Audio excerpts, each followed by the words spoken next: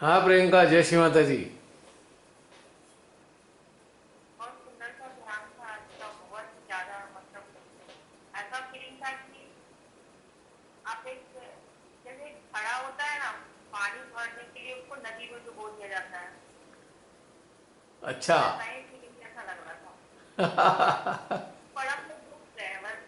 आपके अंदर भी परम, और एक आप खड़ा हो बस, और आप उसमें भी डूबे हो। इतना सुंदर सा था। ये तो वही कैसे बात। एक्सप्रेस करूँ, जैसे कि आप सबके अंदर ब्रह्मांड कर रहा हो, और एक बाहर भी वही और अंदर भी वही। बहुत सुंदर सा काम का हुआ है, और साथ में बहुत सुंदर चिंतन था। कई दिनों से ये चीज चल रहा है भैया कि बंधन तो बहुत सारे चीज का है। जन्म से लेके मतलब मृत्यु तक देखा है इस परिवार में सबने। तो है कि लोग बहुत बंधन है, बहुत मतलब बंधन के सिवा कुछ भी नहीं दिखता है। मतलब एक अगर एक साथ केवल कोई उठा लो तो आप एक दिन में उस दिन के बाद कितना लोग बंधे रहे, ऐसे करना है, बस रहना है। कुछ भी उठा लो तो बस बंधन ही तो है। और ये मेरे अंदर से महीनों से चल रहा है, 1 महीनों। और इसको तोड़ने के लिए कुछ न कुछ कर ही रहे हैं। कुछ भी बहुत ज्यादा बंधन है, बहुत सारी चीजें, कोई भी एकदम छूटा नहीं है। सब बहुत काम करना है।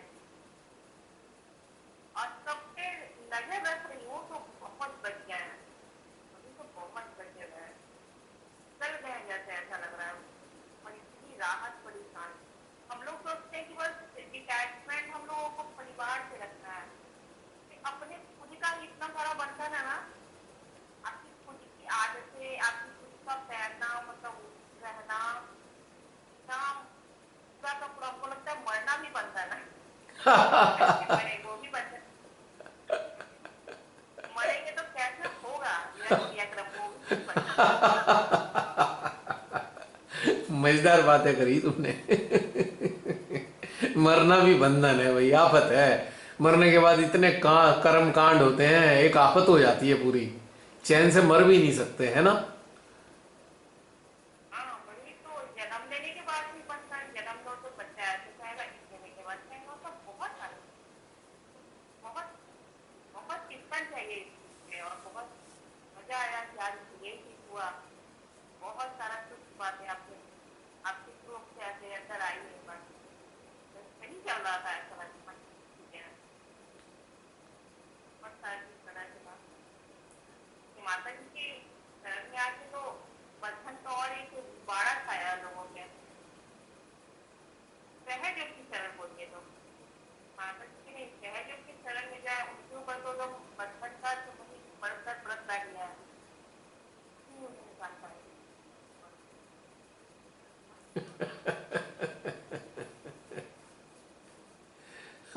अब तुम्हें बंधन की बात बताऊं। इसके लिए हाँ हाँ, हाँ, बोलो बोलो बोलो। इसके लिए माँ की कई बातों में ऐसी कंडीशनिंग कंडीशनिंग।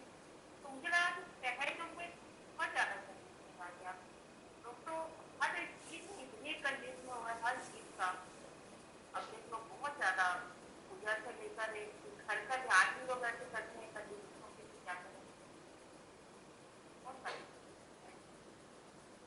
लेकिन अंदर से खुशी हो रही थी कि हम, मेरा सोच इतना खुश खुश हो रहा था, आनंदित समझिए कि तो लगा हाँ बहुत सारा डिटैचमेंट है मेरे पास। जैसे बहुत सारा धन भी होता है, हाँ बहुत बस बहुत सारा इकट्ठा कर दिया है। इतनी खुशी हुई है। अटैचमेंट है, मतलब जैसे बच्चे की बात हो रही थी, मैंने कहा अगर मैं, मेरे सामने है तो मेरा बच्चा है, अगर मैं घर के सामने को हट भी जाऊं तो मुझे पल भर के लिए याद नहीं रहता है कि वो क्या कर रहा होगा या कैसा होगा। कॉल करके भी नहीं पूछना है मुझे, तो मतलब ये सब याद करके मजा आया कि आज 5 साल के हो गए फिर भी अब मैंने 12 घंटे याद किया। मुझे कॉल करना पड़ता था, मुझे याद ही नहीं रहता था कि बच्चा भी है, छोड़ के आया है। तो ये बड़ा समस्या रहता था। बढ़िया। बढ़िया है, बहुत बढ़िया है। आनंद आया। एक्चुअली इस प्रकार का जो निरीक्षण होता है ना, इस प्रकार का जो विश्लेषण होता है, आंतरिक विश्लेषण, तो ये हमें क्लैरिटी देता है, एक क्लियर कट देता है हमारी एक सोच को, कि हम अटकते नहीं है इसके कारण से। और ये ध्यान की अवस्था में ही संभव होता है। आम स्थिति में तो हम चिपके होते हैं किसी न किसी विचार से, और जब किसी विचार से चिपके हैं तो हम आंतरिक निरीक्षण या आंतरिक विश्लेषण कर ही नहीं सकते, योग्य ही नहीं होते हैं। इसलिए अज्ञानता में बहुत से लोग आत्मनिरीक्षण करते हैं और डिप्रेशन में चले जाते हैं, डिप्रेशन हो जाता है उन्हें, क्योंकि वो मेडिटेशन में थे ही नहीं, बस थॉट्स के चंगुल में फंस गए और उसके बाद डिप्रेशन आ गया। तो इंट्रो एनालिसिस और इंट्रो इंस्पेक्शन के लिए कनेक्टेड स्टेट में रहना अति आवश्यक है, शून्य रहना। जब शून्य होंगे तभी प्रतिबिंबित होगा आपके अंदर जो भी कोई चीज है।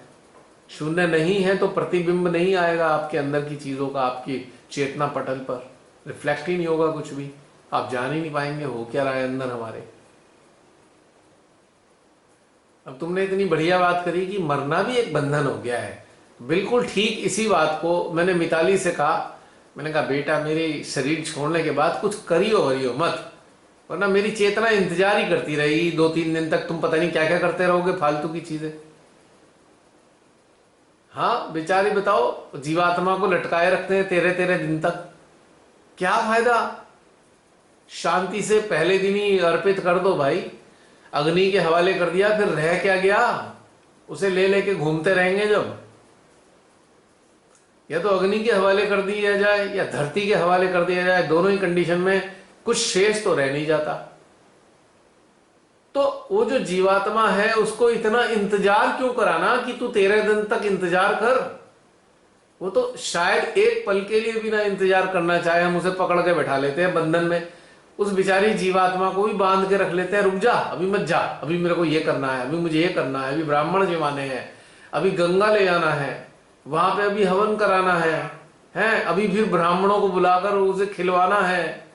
भैया 13-14 दिन तक तो पकड़े ही रखते हैं, और फिर भी पीछा नहीं छोड़ते। अब 40वें दिन बाद करेंगे, फिर बरसी करेंगे, फिर श्राद्ध करेंगे, उसका पीछा ही नहीं छोड़ते जीवात्मा का। कितनी बवाल है भैया, जीवात्मा भी कितनी पीड़ित होती होगी कि मेरे को तो छोड़ के ही नहीं दे रही है। ये भी बंधन है,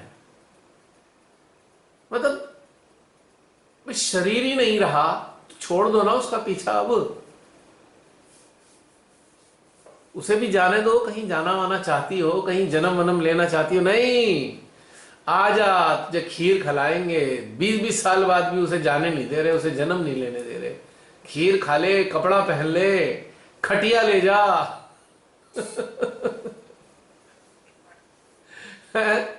अब वो बेचारी सूक्ष्म अवस्था में है, वो क्या खटिया पे सोने वाली है अब। जब जिसके लिए सब कर रहे हैं, जब वो जीवित थे तो उनका ध्यान रखा नहीं। 99% लोग ध्यान नहीं रखते हैं जीवित अवस्था में, खाने पीने का जो जाने वाले हैं, बस उसके बाद सारे ध्यान रखेंगे। बड़ा अजीबोगरीब घटनाक्रम है भाई। पर कहीं ना कहीं इसके पीछे एक डर होता है, ये करने के पीछे। हाय ये जीवात्मा तू सब कुछ ले ले भाई, भूत बन के हमें सताई हो मत। ऐसे डर पैदा हो जाते हैं, छोड़ते नहीं है। तो ये सब कंडीशनिंग, ये सब बंधन ही बंधन है। मैं अगर देखता हूं, अच्छे से चिंतन करता हूं, मैं कहता हूं हे भगवान, इंसान तो इतने बंधनों में जकड़ा है, मुझे तो घुटन होने लगती है। मैं तो मुक्त हूं, जो दूसरे को देखता हूं तो इतने बंधनों में फंसा हुआ है, मुझे उसको देख के घुटन होने लगती है कि इसकी जीवात्मा का क्या हाल होगा। अपनी जीवात्मा को कितने बंधनों में जकड़ के रखा हुआ है इसने। बहुत बुरा हाल है भाई, बहुत बुरा हाल है। बहुत ज्यादा बुरा, मतलब आप किसी दिन को ऐसे क्यों, आज मंडे को आप ये पहनना, ये खाना, ट्यूसडे को ये नहीं खाना, ऐसे खाना। बहुत सारे इंसान को देखे ना, कैसे संभालते कैसे हो इतना ज्यादा बर्डन, मुझे लगा इतना बोझा है ये तो। तरह से अपने आप से ये सब चीजें, ये तो छोड़ो, अभी कोरोना काल में पिछले साल में एक सहजी परिवार में मृत्यु हो गई। तो अब चलो ठीक है, हवन ववन हो गया, चलो हवन भी हो गया। उसके बाद पता लगा जी वो सहजी परिवार है पूरा, कि वो जो अब वो हरिद्वार जा रहे हैं, वे किस लिए जा रहे हैं, वो उसकी गति नहीं हुई है अभी तक, गति कराने जा रहे हैं उसकी, जीवात्मा की। मैं कहा हे भगवान, श्री माता जी के श्री चरणों में आके हमारी गति हो जाती है, अब कौन सी गति करानी है। पता लगा उसके अकाउंट खुलवाने थे हरिद्वार में, बड़े सारे अकाउंट होते हैं, वो ब्राह्मण लोग बैठे होते हैं, पता लगा जी 500 साल पहले के अकाउंट लेके बैठे हुए हैं, 500 1000 साल के, और वो फिर गति करने का प्रोसेस कर रहे हैं। मतलब देखो क्या हाल कर रखा है मनुष्यों ने अपना। और मैं सोच रहा था यार ये कैसे सहजी हैं। तो तीसरे दिन हवन हो गया, खत्म सारी चीज, श्री माता जी ने अपने चरणों में ले रखी है जीवात्मा। अब कौन सी गति भाई, इसका मतलब श्री माता जी के चरणों से पहले छुड़ाएंगे, अब फिर उसकी गति कराएंगे। अब गति ही मां के चरणों में होनी है, ये समझ में नहीं आ रहा उन्हें, कि जो चरणों में शरणागत, मतलब शरणागत है जो जीवात्मा, पहले उसके मां के चरणों से खींच के उसे छुड़ाओ और फिर कहीं जाके गति कराओ। ये क्या बात हुई भाई, है नहीं अजीब बात है। दुर्गति है, गति कहाँ हुई उसकी तो बिल्कुल। अब वो कह रही होगी जीवात्मा, अरे अरे मुझे माँ के चरणों से क्यों खींच लिया, मैं तो अच्छे से आनंदित थी। नहीं, अगर किसी की गति नहीं हो रही तो हम कैसे जानेंगे, वो तो पॉसिबल ही नहीं है। एक मनुष्य कैसे जान सकता है? जान सकता है, मतलब पंडितों की बात कर रही हूँ, मतलब वो लोग इतना विश्वास कर रहे हैं फैमिली पंडितों पे कि उनकी गति नहीं हो रही है, ये कहने का। वो पंडित लोगों का तो पता नहीं मुझे, अगर गति का पता लग सकता है, गति हुई नहीं हुई। अगर वो जीवात्मा मृत्यु के बाद आपके आसपास घूमती रहे तो निश्चित रूप से उसकी गति नहीं हुई है। वो वाली बात अलग है, पर जैसे अपनी मन को शांति देने के लिए वो कह रहे हैं कि हमें लग रहा है जीवात्मा की गति नहीं हुई, तो इसलिए हम हरिद्वार जा रहे हैं। उनको इतना कॉन्फिडेंस कैसे आ गया? कॉन्फिडेंस नहीं है, ये बंधन है, पुराने संस्कार, वही तो बंधन बताए। अभी बंधन के कारण ऐसा हो रहा है कि उन्हें श्री माता जी के चरणों में होने का भी एहसास नहीं है, यानी कि जागृति नहीं है। देखो भाई, मैं भी शरीर छोड़ने के बाद आप सबके आसपास रहूंगा, पर भूत बन के नहीं रहने का हूं। डोंट वरी, डरना मत मुझसे। आप भी पक्के हो गए मैं तो मदद करने के लिए रहूंगा। आप प्लीज रहिएगा। भाई मैंने वादा किया है आप सबसे। और कितने हंसी आ रहा है, हम लोग को हंसी आ रहा है। रहिएगा, जाने के बाद रहिएगा, क्या मंदिर क्या पढ़ने की बात होती है भैया। अरे मरने में तो बहुत मजा है, बड़ी हेडेक है जिंदा रहने में, रात दिन मुसीबत ही मुसीबत है। अबे टंटा काम धंधा ये सब करना पड़ता है मजबूरी में। अब मर जाओ तो लफड़ा ही खत्म हो गया ना। जागृत तो है ही, कौन सा हम बंधन में बंधने वाले हैं, हम तो मजे से आजाद घूमेंगे यहाँ से वहां। और नलायकों की अकल ठिकाने लगानी है मुझे, मैं तो बड़ा प्रतीक्षा कर रहा हूँ कब मरूं जल्दी से। आपने ना बहुत पहले बताया था, जिस दिन तुम अगर ऐसे मर गई तो बहुत मुश्किल होगी, ऊपर तो अलग गैंग बैठी होती है, वो कैप्चर कर लेगी तुमको। मैं डर गई। ठीक है, नहीं एनलाइटमेंट तो करना ही पड़ेगा, कोई ऑप्शन नहीं।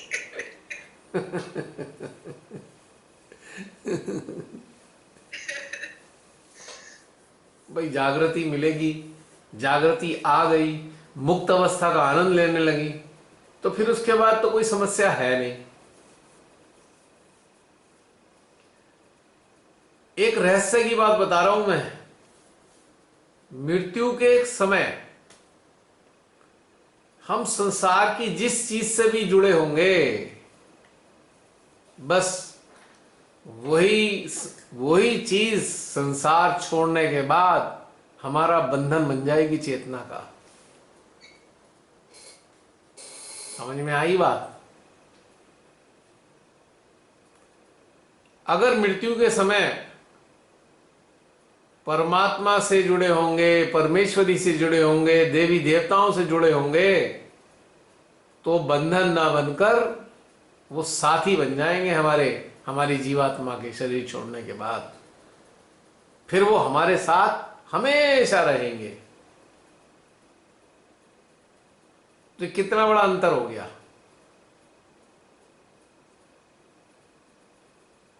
तो डिटैचमेंट का सीधा मतलब तो संसारिक चीजों से डिटैचमेंट है ना।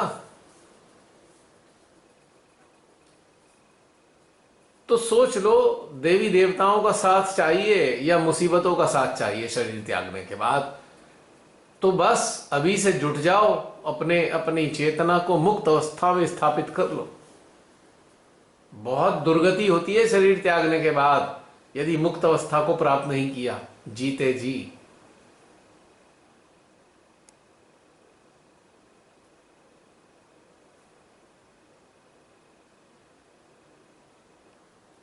बहुत छटपटाते चेतनाओं को महसूस किया है मैंने।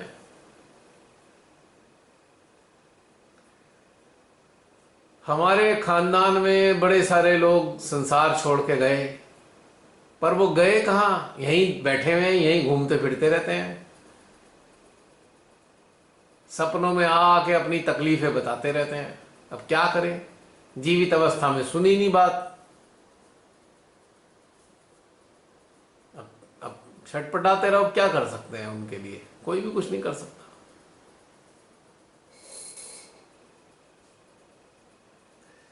हमारा जो पुराना घर है,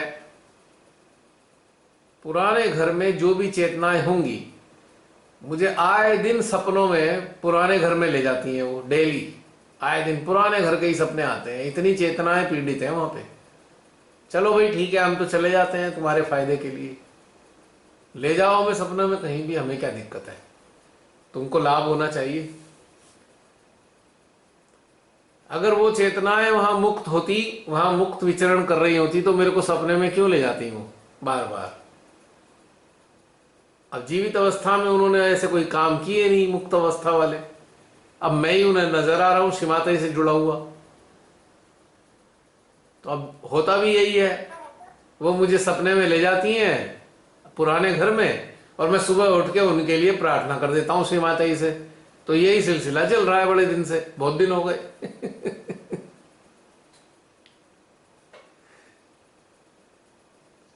लोग मुक्ति के लिए प्रार्थना कराना। और किसके लिए कर रहे हैं? उन्हें माध्यम चाहिए कोई ऐसा जो कनेक्टेड हो महाआदि शक्ति के साथ। उन्हीं के सपनों में आते रहेंगे आते रहेंगे आते रहेंगे, भैया दिलवा दे मुक्ति। तो ठीक है भाई, हम तो उदार हैं, ले लो मुक्ति, हम तो प्रार्थना कर देंगे। अब तुमने जो कर्म किए थे वो तुम भुगत रहे हो, पर तुम्हारे लिए हम प्रार्थना तो अवश्य करेंगे। अगर तुम पीड़ित हो तो हमारे हृदय में भी पीड़ा है कि तुम्हारी जीवात्मा पीड़ित है। यानी कि अगर स्वप्न में आपके मृत्यु को प्राप्त हुए लोग आए तो सुबह उठ के मां से प्रार्थना कर दो, मां उनको अपने चरणों में ले लो। वो आते ही इसलिए आपके सपनों में, वो अटके हुए हैं, हवा में फंसे हुए हैं।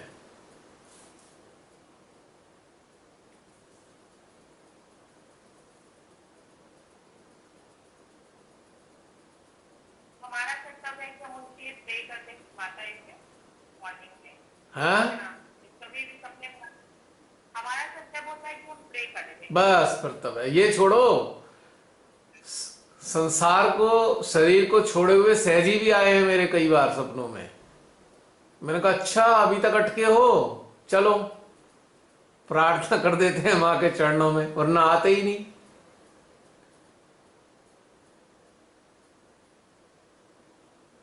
एक बार सपने में आके कहते हैं बहुत दिन से आए नहीं हो तुम घर में, इसलिए हम आ गए तुम्हारे घर में। मैं कहा बैठो। सपने में ड्राइंग रूम में आराम से बैठाया है, बातचीत चल रही है। मैंने कहा हाँ आऊंगा, मैं बहुत दिन हो गए, मैं आ नहीं पाया था। ये हालत होती है। तो श्रीमाता जी ने कहा था ना, यदि सहजी निर्विकल्प को प्राप्त नहीं हुए तो बहुत परेशानी उठाते हैं। तो इतना तो हो जाता है, बेचारे सहजी ऐसे सहजी के पास पहुंच जाते हैं जहां उन्हें लगता है इसके माध्यम से प्रेयर हो जाएगी। ये बात तो सत्य है, ये सब अनुभव की बात बता रहा हूं मैं।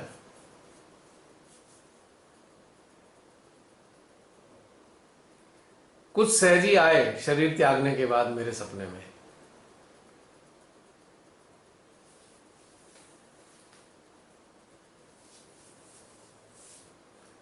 और अच्छी अवस्था वाले सहजी भी आते हैं, लेकिन वो तब आते हैं आप किसी प्रॉब्लम में फंसे हो तो आपको प्रॉब्लम से निकालने के लिए आपके सपने में आकर आपको रास्ता बता जाते हैं। आते हैं सहजी अच्छे, क्योंकि श्री माता जी ने व्यवस्था कर रखी है ऐसी। लेकिन डिपेंड करता है कि चेतना कहां तक उन्नत हुई है। तो कोशिश करनी है इसी जीवन काल में हम मुक्त अवस्था को अपने भीतर महसूस करें। अभ्यास से हो जाता है, कोई ताज्जुब नहीं है, कोई आश्चर्यजनक घटनाक्रम नहीं है, हो जाता है अभ्यास से। जैसे हम संसारिक घटनाक्रम को करने के लिए अभ्यास करते हैं, उसमें प्रवीणता हासिल करते हैं, इसलिए मेडिटेशन में भी अभ्यास है। ये निरंतर अभ्यस्त रहना है। और कनेक्टेड स्टेट में सेल्फ काउंसलिंग भी करते रहना है लगातार, खुद की काउंसलिंग। उसी से उन्नत होते हो आप। आपकी उन्नति इसी आधार पे होती है, और कोई तरीका नहीं है उन्नत होने का। There is no miraculous way of attaining depth in meditation. Sincere practice a deep meditative state। हाँ, आत्मा से और अगर हम लोग उन्मुख होते हैं, मतलब अगर आप बार बार आत्मा को देखोगे तो ये सैंपल तो उसका गुण ही है, ऐसा लगेगा कि वो कर देगा। अगर आप आत्मा की तरफ उन्मुख हो ना, तो आत्मा आपको चिंतन करने के लिए प्रेरणा देगी, काउंसलिंग के लिए प्रेरणा देगी। डायरेक्ट कुछ नहीं होता है। आत्मा से कनेक्ट होने के बाद आपके अंदर इंस्पिरेशन आएगी कि मैं ये चिंतन करूं, इस वाले विषय पे चिंतन करूं, उस वाले विषय पे चिंतन करूं। लेकिन होगा हमसे ही। जब तक हम नहीं करेंगे तो होगा कुछ नहीं। आत्मा के साथ लगातार रहने पे भी कुछ नहीं होगा, यदि अपनी चेतना को चिंतन के जरिए निखारा नहीं।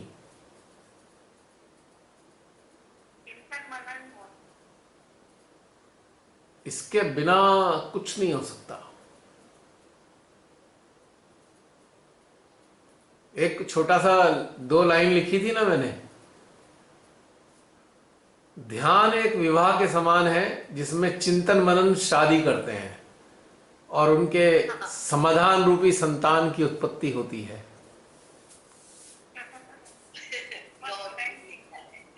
हैं? बहुत पहले लिखा था, बहुत पहले, शायद 18-19 साल पहले।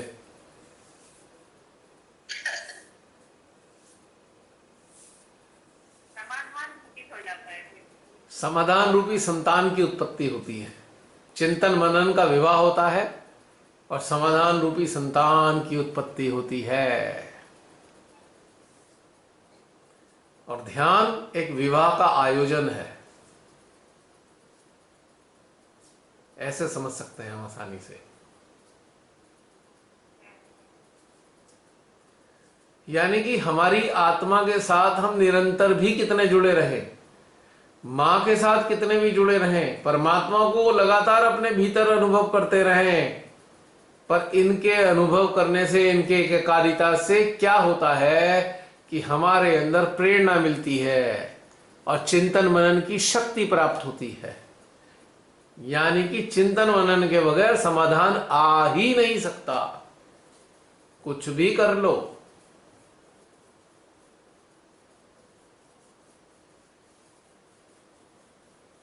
जैसे कि अगर हमें पेट भरना है तो हमारे पास गैस भी है, हमारे पास आटा भी है, दाल भी है, चावल भी है, सब्जी भी है, बनाना तो पड़ेगा तभी पेट भरेगा, होने से कुछ नहीं होता। ये देवी देवता, हमारी आत्मा, परमात्मा, ये सब साजो सामान है खाना बनाने का, बनाना हमें ही पड़ेगा। ये सहायक हैं खाली। ये हमारी सहायता कर देते हैं कि चलो शक्ति दे देता हूं मैं। परमात्मा हमारे भीतर के कहेंगे लो शक्ति दे रहा हूं तुम्हें चिंतन करने की। आत्मा कहेगी किस चीज पे चिंतन करना ये मैं सलाह दे दूंगी। समझ पा रहे हो बात? लेकिन करना हमें ही पड़ेगा, ये हमारे लिए नहीं करने के, क्योंकि चेतना हमारी उन्नत होनी है। हाँ, अब पॉइंट समझ में आ गया। इससे पीछा नहीं छूटेगा, चिंतन मनन के बगैर कुछ नहीं मिलने वाला।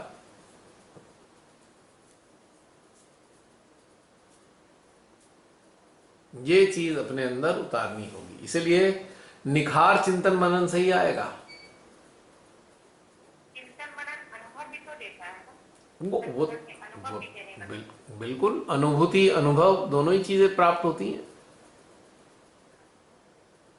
और उसके बाद आप उसको धारण करते हो, जो इसका निचोड़ निकल के आता है आप उसे अपने जीवन में उतारते हो।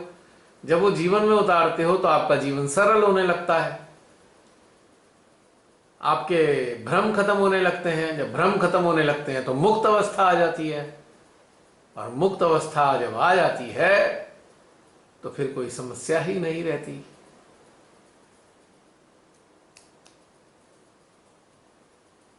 तो ऐसे समस्त सहजियों को हम ये बताना चाहते हैं कि इस भ्रम का त्याग कर दें, कि हमारे हृदय में मां महसूस होने लगे, हमारी आत्मा से एकाकारिता हो जाए, है ना, परमात्मा का एहसास हमें प्रगाढ़ होने लगे। इससे केवल इतना होगा कि आपके अंदर आपको क्षमता प्राप्त होगी चिंतन मनन में उतरने की। आत्मा से गाइडलाइन मिल जाएगी किस तरीके से चिंतन मनन करें, लेकिन करना हमें ही पड़ेगा, करना आपको ही पड़ेगा। इससे समाधान नहीं आ सकता इसके बिना। क्यों?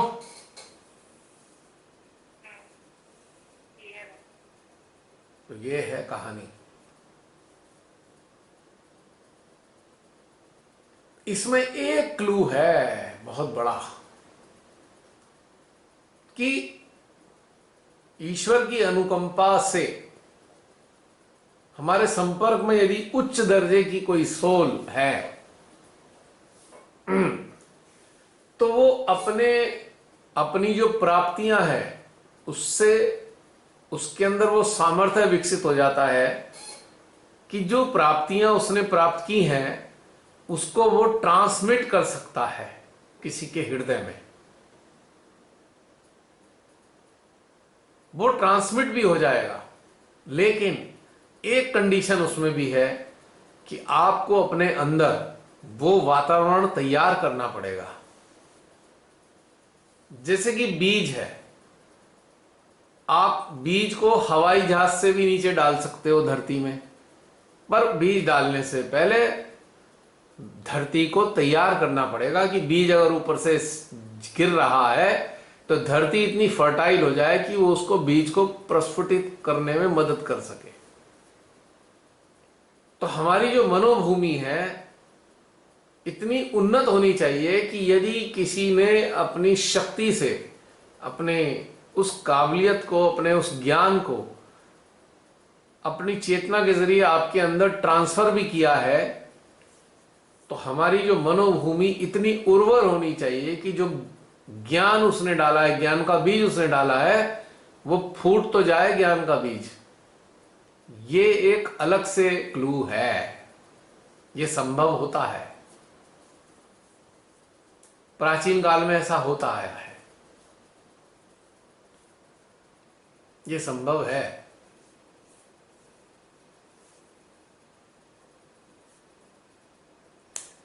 तो यहां पे भी एक जिम्मेदारी बनती है कि हम अपने चेतना की जो धरा है, चेतना की जो जमीन है, वो उर्वरता के लिए तैयार कर लें, यानी कि वातावरण ऐसा दें जिससे वो जो बीज है वो प्रस्फुटित हो सके, फूट सके वो, और बीज फूटने के बाद पौधा बने, पौधा के बाद झाड़ी बने, और झाड़ी के बाद वृक्ष बन सके। ऐसे वातावरण को हमें देना होगा, अपने अंदर तैयार करना होगा, तब भी हो जाएगा। कैसे वो करेंगे हम वेकेटेड रहे। एग्जैक्टली, खाली रहे, एम्प्टी। यदि आप अपनी अंतर चेतना में शून्यता को स्थापित कर लें तो कोई साधक साधिका आपकी मदद कर सकता है, आत्मज्ञान के बीज को आपके अंदर रोप सकता है। 1 मिनट होल्ड करना।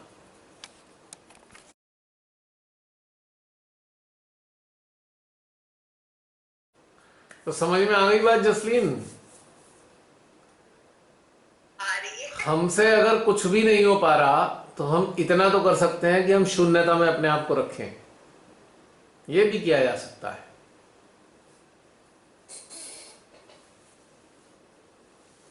यस। दोनों ही चीजें हैं उन्नत होने के लिए।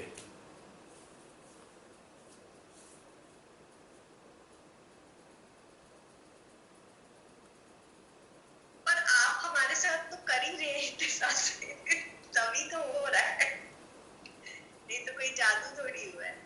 नहीं, श्रीमाता जी हैं साक्षात। श्रीमाता जी भी तो वही कार्य कर रही हैं। हाँ, क्योंकि बहुत बार ऐसे फील करा कि हम जब कोई अपनी इनहिबिशंस को या कोई चीजों को शेयर करते हैं जो हमें लगता है हमें हमारे अंदर बाधा है या व्हाटएवर, तो वो क्लियर हो जाती है। तो ऐसी ही होती होगी ना। हाँ, और श्रीमाता जी के साथ साथ ब्रह्मांड में विचरण करने वाली अनेकों सूक्ष्म चेतनाएं हैं जो मदद कर रही हैं। लेकिन मदद तभी करेंगी ना जब शून्यता आपके अंदर स्थापित होगी और आपके अंदर तीव्र इच्छा होगी उन्नत होने की। If you have deep desire, pure Dzire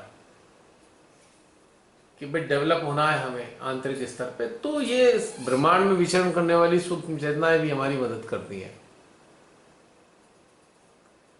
वैसे सर्वोत्तम यह है कि चिंतन मनन का अभ्यास किया जाए। वो बहुत फास्ट है तरीका। चिंतन मनन का जो प्रोसीजर है सबसे फास्ट है।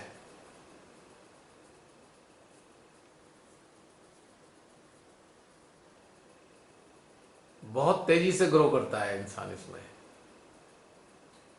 तो ये मैंने तो यही अपनाया, इसलिए मुझे ये सबसे सरल लगता है और बहुत ही कामयाब है तरीका ये।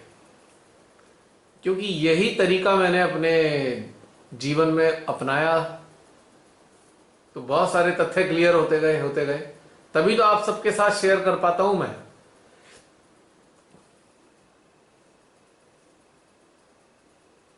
मैंने भी एकदम कुछ दिनों से ये कंडीशनिंग वाला चिंतन मनन किया था कुछ महीने से। चुपचाप से हर रोज देखती कि क्या कर रही हो, सबको उलट देती। जैसे ये करता है कि ये करो, ये करना ही नहीं यार, ऐसे कर लो। बस सारा कुछ पूरा दिनचर्या उल्टा, हर चीज करके उल्टा पुल्टा करके चल रही है। और फिर भी शांति है। मैंने कहा आप कर गए कर रहे हैं। होता है चिंतन मनन। चिंतन मनन, क्योंकि मेरे पास तो यही अनुभव है क्लियर कट। इसीलिए मैं आप सबसे भी यही गुजारिश करता हूं कि चिंतन मनन कभी ना छोड़ें। और चिंतन मनन वो तरीका है जिसमें आपको बड़ा संतोष प्राप्त होता है, क्योंकि आप स्वयं के जो प्रयास करते हैं उससे आपको फल मिल रहा है ना। भाई समाधान तो आपके अंदर प्रस्फुटित हुआ है ना, आपके प्रयासों से प्रस्फुटित हो रहा है चिंतन मनन के कारण।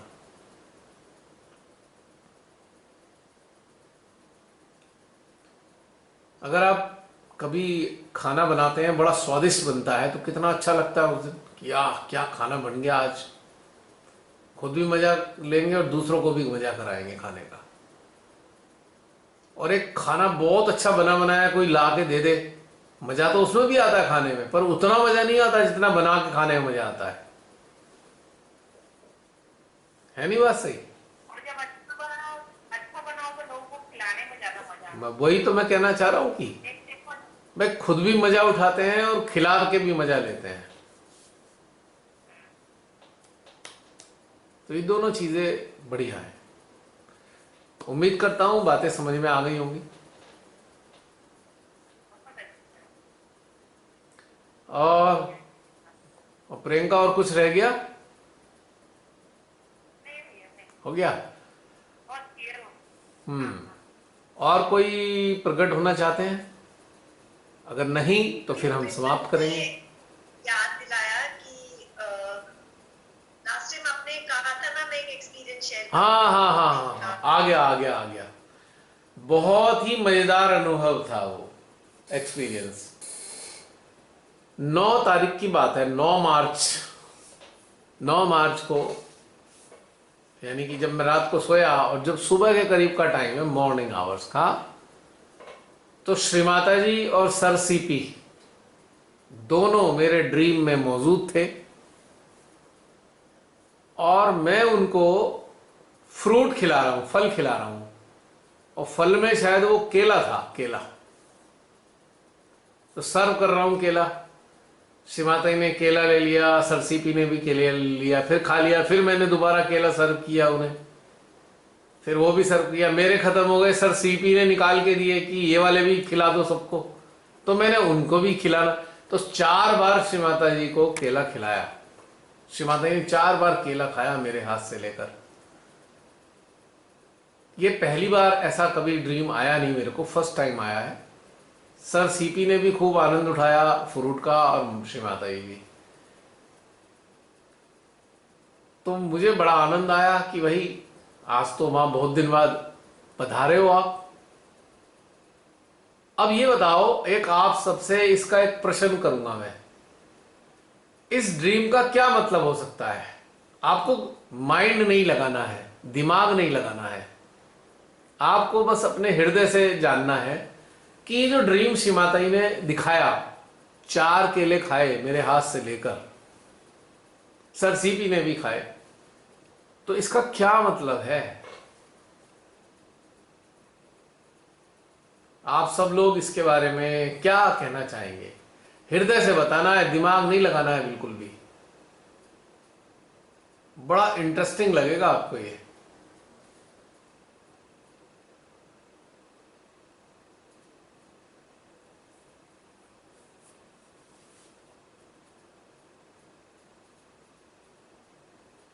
आ रहा है किसी को कुछ तो बता दो, कोई भी, कोई भी। हाँ, से माता जी के को फल मीन्स हो गया कि आपने जो आपके अंदर जो आ रहा है उसको मतलब फल के रूप में देना माता जी को।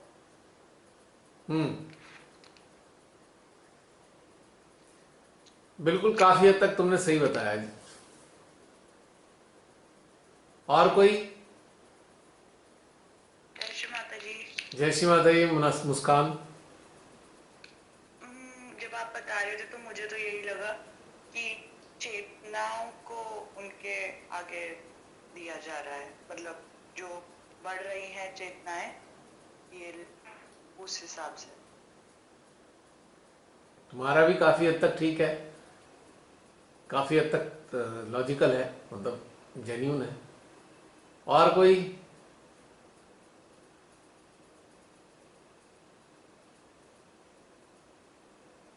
मेरे अंदर में और तुरंत आया, आपको माता जी कह रही है कि आप वृक्ष बन चुके हो और फल देते रहो। अंदर से माँ ने बड़े बहुत प्रेम से आपको वृक्ष बनाया है, पाल पोस कर, और फल देना है माता जी के पास।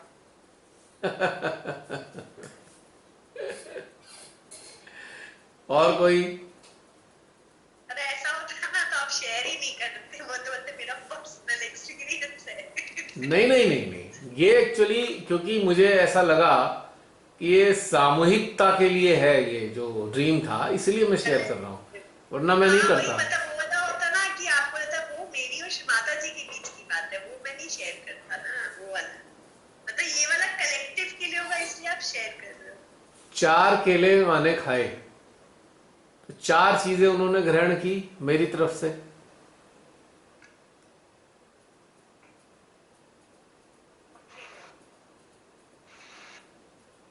जय श्री राम। जय श्री माता जी। जी बहन। चार माध्यम तैयार, हैं? 4 माध्यम तैयार। 4 माध्यम?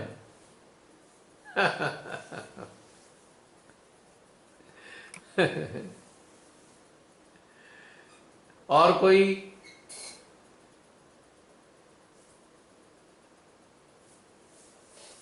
चार।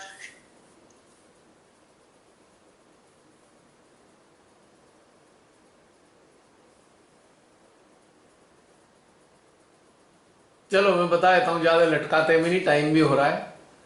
देखो, 4 केलों में मेरी जो चेतना कहती है, जो मेरी चेतना के अनुसार है, उसमें 4 चीजें विद्यमान है। 4 चीजों से रिलेट हम किस चीज को करते हैं? 4 क्वालिटी किसकी हैं? श्री गणेश। श्री गणेश की। ठीक है, यानी कि एक हमारी कलेक्टिव में कलेक्टिव प्रार्थना भी छुपी हुई है। हिडन डिजायर, एक प्रेयर है कि श्री माता जी हमें श्री गणेश सम बना दो। हमारी कलेक्टिव में एक हिडन डिजायर है सबकी। तो उन्होंने वो प्रार्थना स्वीकार की। दूसरे नंबर पे, तो ये इसे मैं पहली प्रार्थना मानूंगा। एक प्रार्थना ये है कि श्री माता जी हमें श्री गणेश सम बना दीजिए। तो पहली बार में एक केला खाया तो उसमें ये वाली प्रार्थना स्वीकार की उन्होंने, हमारी जो हिडन डिजायर है। यानी कि ये कहें कि डीप मेडिटेशन का बाई प्रोडक्ट ये है कि जो श्री गणेश की प्रॉपर्टीज हैं हमारे अंदर जनरेट होने लगती हैं। तो एक प्रार्थना स्वीकार कर ली। दूसरी प्रार्थना, हमारी सबसे ज्यादा फोकस किस चीज पे रहती है कि संसार का कल्याण होती है ना, संसार का कल्याण हो। अटेंशन वर्क हमारा किस लिए होता है? कल्याण के लिए होता है। तो जो जो 4 केले हैं वो 4 दिशाओं को भी सिंबलाइज कर रहे हैं। चारों दिशाओं में जो कल्याण है मानवों का, वो कल्याण हो। तो ये दूसरी प्रार्थना हो गई। तीसरी प्रार्थना, आप सब लोग जो यंत्र के रूप में तैयार हो रहे हो, वो भी श्री माता जी के चरणों में कि मां ये यंत्र हैं, तैयार हो रहे हैं, ये भी आप संभाल लो। चौथी चीज क्या है? मेरा वजूद, अस्तित्व मेरा स्वयं का है, नहीं स्वयं का वजूद है मेरा, वो भी स्वीकार किया उन्होंने चौथे नंबर पे। तो उन्होंने 4 चीजें ग्रहण की, 4 चीजें समझाने के लिए। चारों दिशाओं में जो हमारे शुद्ध इच्छा रहती है कल्याण हो मानव चेतना का, तो वो उन्होंने उसके जरिए स्वीकार किया। हमारे अंदर की जो शुद्ध इच्छा क्या है? हमारे अंदर शुद्ध इच्छा यह है कि इस धरती पे स्वर्ग हो स्थापित, है ना? तो धरती की चारों दिशाएं होती हैं, चारों दिशाओं में। तो एक जो ड्रीम है वो बहुत सारी चीजों को कवर करता है।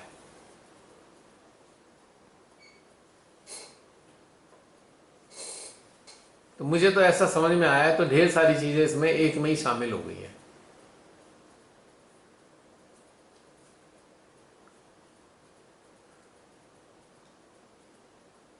या ये कह सकते हैं कि फल उन्होंने तब ग्रहण किए जब उन्हें लगा होगा भाई अब ये बच्चे तैयार हो रहे हैं। कुछ भी समझ लो इस बात को।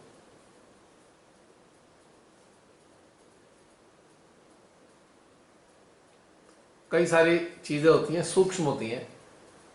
अब समझ में हमें अपने अंदर से ही आएगा, हार्ट से। हमें इस चक्कर में नहीं पड़ना चाहिए, माइंड नहीं लगाना चाहिए, पर हृदय जो कहे उसको मान लेना चाहिए। बस सीधी बात है।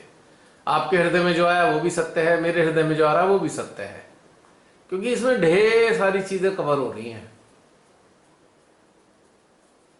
तो ये मेरे को शेयर करना था जसलीन, है ना? विलक्षण ड्रीम। शिशु माता जी ने हाँ केला खाया,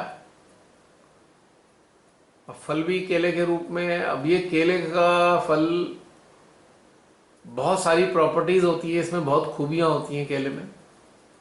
एक केला एकमात्र ऐसा फल है जिसकी कोई खराबी नहीं है। इसका छिलका भी कामयाब है और भीतर का तो कामयाब है ही है ही।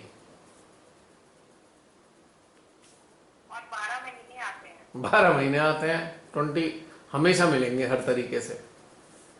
तो एक बहुत ही समझ लो कि वर्सेटाइल एक फ्रूट है ये, और पूरा फुल ऑफ पोटेशियम है, डाइजेशन भी बढ़िया करता है, बहुत सारी चीजें इसके अंदर समाई हैं।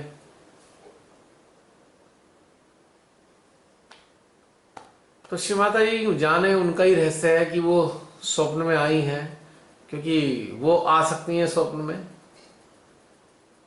और हमें बहुत सारे संदेश दे देती हैं और हमारी बहुत सारा ग्रहण भी कर लेती हैं।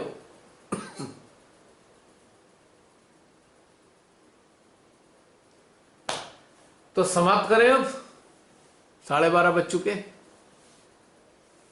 कुछ रह गया है?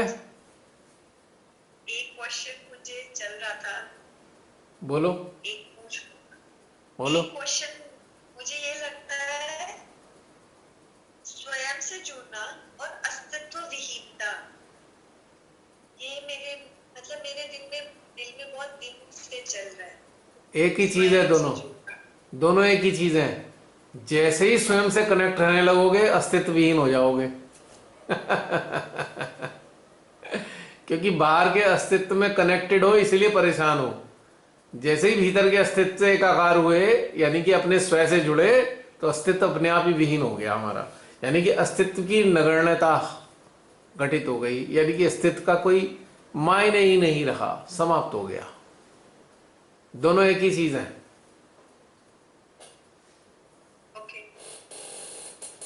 अस्तित्व विहीनता is the consideration of in plus dependence.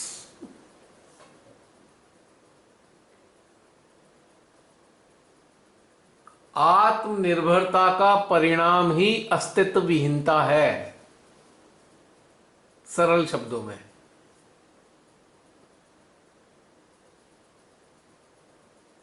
क्योंकि आप भीतर में अपने से जुड़े, वो अपना क्या है?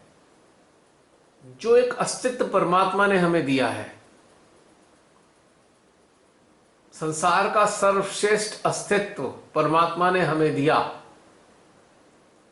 उससे हम जैसे ही जुड़ते हैं तो इस अस्तित्व के बाहर जितने भी लोगों से जुड़ाव है हमारा, उससे ऑटोमेटिकली डिटैचमेंट आ जाता है अपने आप।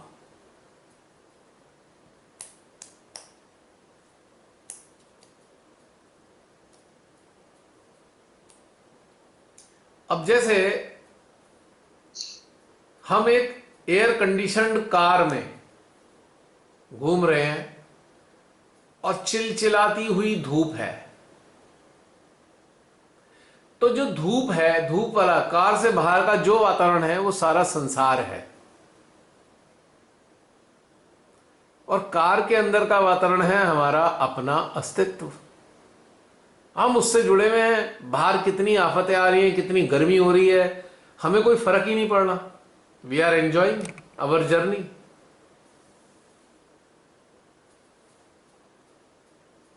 हमें जलता हुआ सूरज का ताप भी नहीं लग रहा,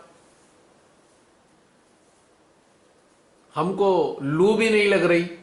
हम एसी कार में मजा ले रहे हैं यात्रा का। तो यही रहस्य है, जो खुद से जुड़ेगा उसकी यात्रा बहुत आनंददायी हो जाती है, फिर उसे बाहर की चीजें तकलीफ नहीं देती। Got my point?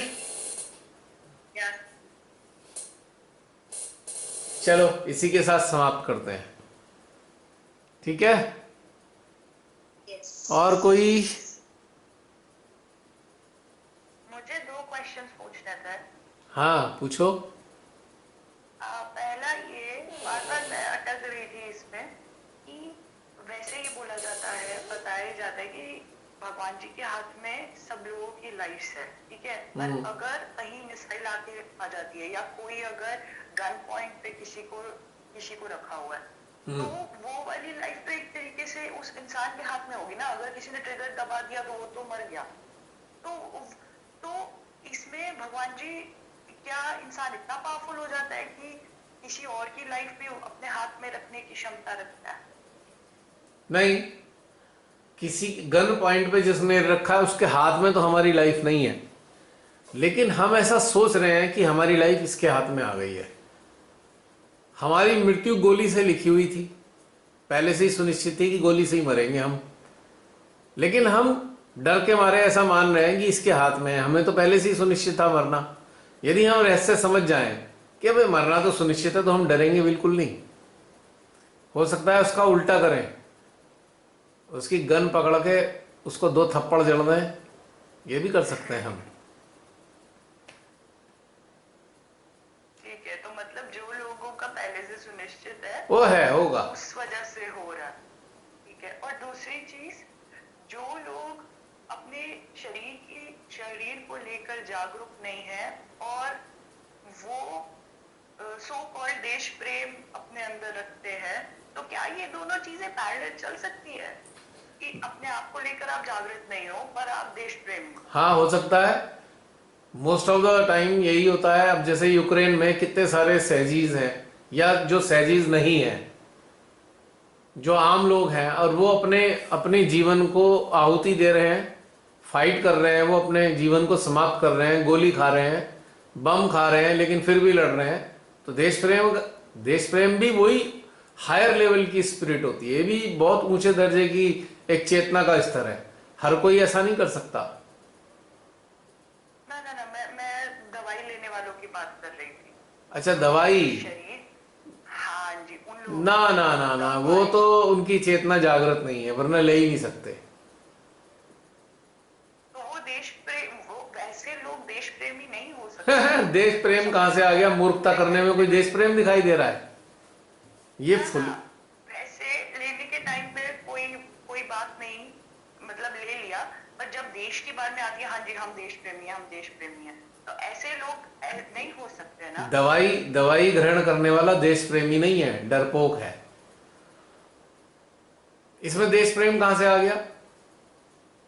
इसमें देश प्रेम नहीं है, पर मैं कह रही हूँ ऐसे कई लोग जो ऐसे अपने आप को आगे रखते हैं कि हम देश प्रेमी हैं या हमको बहुत ज्यादा फर्क पड़ता है, तो ये दो चीजें कॉन्ट्रैक्ट उल्टी जा रही थी। तो मुझे समझ नहीं आ रहा था कि कौन सी वाली सच है, क्योंकि जो अगर अपने आप को लेकर आप जागरूक नहीं हो, तो वो वाली चीज देश के प्रति किस तरीके से हो सकती है। तो मुझे समझ नहीं आ रहा था कि देखो, कौन सी वाली चीज अपने देश की रक्षा की खातिर, अपने देश की आत्मसम्मान की खातिर गोली खाने वाले दोनों ही प्रकार के लोग होंगे। जागृत भी हो सकते हैं और जागृत जो नहीं है वो भी हो सकते हैं। समझ गए? वो एक अलग पहलू हो गया है। लेकिन जो ये जो दवाई वाला मैटर है, ये तो अज्ञानता का परिणाम है ना। इसमें देश प्रेम का मैटर रहा ही नहीं कहीं से कहीं तक भी, क्योंकि आप एक षड्यंत्रकारी को सहयोग कर रहे हो, तो देश प्रेम कहां से आ गया? वो तो विरोध में चली गई ना बातें। ये देश प्रेम तो तब होगा जब लोगों में जागृति फैलाओ कि ये जहर ना ले अपने अंदर, उसे हम देश प्रेम कह सकते हैं। हाँ जी, जैसे सपोज एक पर्सन है, उसने ले रखी है, पर अगर कॉल आती है कि देश के लिए लड़ने जाना है, और वो पर्सन वॉलंटियर करने के लिए भी रेडी है जिसने ले रखी है, तो मैं ये जानना चाह रही थी कि वो एक तरीके से तो अपनी तरफ जागृत नहीं है, पर फिर भी उसके अंदर देश प्रेम है कि वो कॉल पे जा भी रहा है। वो अलग मैटर हो गया, क्योंकि उसे ये वाली समझ नहीं है। उसे ये वाली समझ नहीं है कि ये नहीं लेनी थी। अगर जागृत होता तो वो विरोध करता पहले। देश प्रेम उसमें तब भी रहता, वो नहीं लेता दवाई, फिर भी वो फ्रंट पे जाके अपनी जान दे सकता था। लेकिन ये जागृति नहीं है उसके अंदर, ये देश प्रेम नहीं है। अब जैसे कि यहाँ पे हमने जबरदस्ती सैनिकों को ठोक दी ये दवाई, तो ये देश प्रेम कहां से आ गया? ये अज्ञानता है। देखो, सैनिक किस लिए सैनिक बनाए किस लिए गए थे? सैनिक देश की रक्षा करने के लिए बनाए गए, ठीक है। अब कोई सरकार, सरफरी सरकार जबरदस्ती करना शुरू कर दे, तो फिर मैं मानता हूं कि उन्हें सरकार को लाइन पे लाना चाहिए था, बजाय इसके कि चुपचाप ग्रहण कर लो। वो सैनिक लोगों की रक्षा नहीं कर पा रहे, इस जहर से बचा नहीं पा रहे, तो क्या फिर रह गया इसमें? अब सरकार की बातें कैसे मान सकते हैं वो भला? गलत चीज है ना ये। जागृति होनी चाहिए, उनमें जागृति नहीं है इसलिए ले रहे हैं। वरना कहते ठीक है देश प्रेम तो हमारे अंदर है, हम तो रक्षा तो करेंगे, पर ये गलत चीज हम धारण नहीं करेंगे अपने अंदर। और इसे धारण करना देश प्रेम नहीं है, अलग हो गए ना। देश प्रेम नहीं है इसे धारण करना। नहीं नहीं नहीं, वो धारण करना तो है ही नहीं, उसको तो मैं इसके साथ जोड़ ही नहीं रही हूँ। मैं बस ये जानना चाह रही थी कि अगर कोई इंसान अपने आप को लेके अज्ञानता है उसे इस मैटर से लेके, पर फिर भी देश के लिए उसके अंदर अच्छे भाव हैं, वो हो सकते हैं, वो अच्छा भी है, वो हो सकते हैं, वो नहीं समझ पा रही थी कि ये क्या भाव, category में ये भाव बहुत सारे लोगों के अंदर हैं जो सेल्फ रियलाइज नहीं भी है। हाँ जी, हाँ जी, वो एक अलग चीज होती है। हाँ जी। लेकिन इसमें सिर्फ इतनी सी बात है ना कि समझ की बात हो। लेकिन ये भाव ऊंचे दर्जे का है, सम्माननीय है ये भाव। हाँ जी, ठीक है, ठीक है, हाँ जी, तो समाप्त करें मुस्कान। जी। एक बार फिर से आप सबको होली की ढेर सारी शुभकामनाएं। श्री माता जी आपकी आत्मा के अंदर इतने सारे प्रेम के रंग भर दें कि आपके भीतर से प्रेम और प्रेम और प्रेम, प्रेम के सिवा कुछ और ना बहे। यही मेरे हृदय से कामना है आप सबके लिए। जय श्री माता जी। जय श्री माता जी। जय श्री माता जी। जय श्री माता जी।